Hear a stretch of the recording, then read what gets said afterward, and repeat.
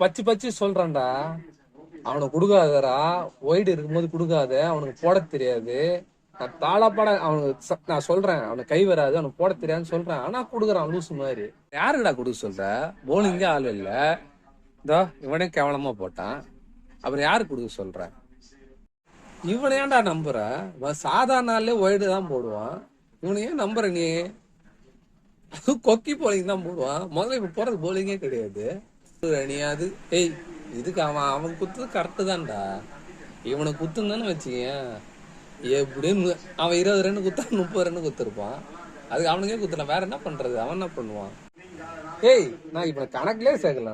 நான் சொன்ன சுரேஷ நான் சொன்னேன், அவர் நல்லா போடுவார்ல, நான் அதை சொன்னேன். இவனை ஏன்டா கணக்குல சேர்க்கிறேன்?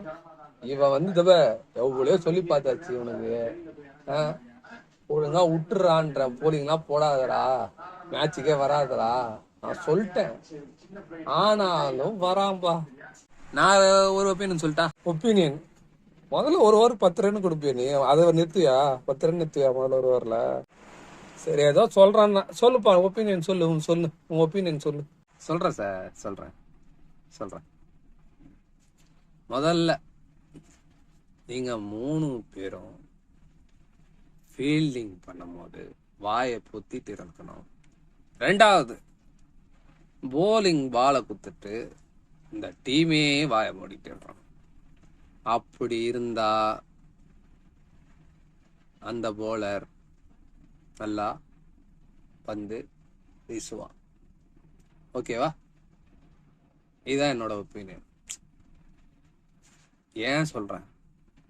ஏன்னா நீங்க எல்லாம் உனக்கு நெகட்டிவ் சிக்னல் பிரெயின்ல கொடுக்குறீங்க. இவன் என்ன சொல்லுவான்?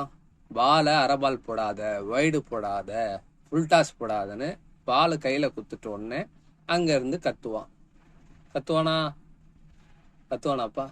நீ என்ன சொல்லுவ? இப்படி கை காட்டுவ, எங்க ஒயிட் லைன்ல போடுன்னு. நீ ஒண்ணு சொல்லுவியா?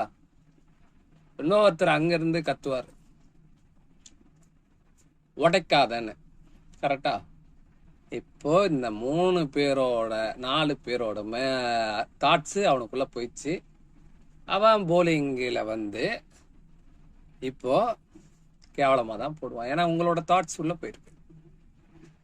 இதான் என்னோட ஒப்பீனியன்ப்பா.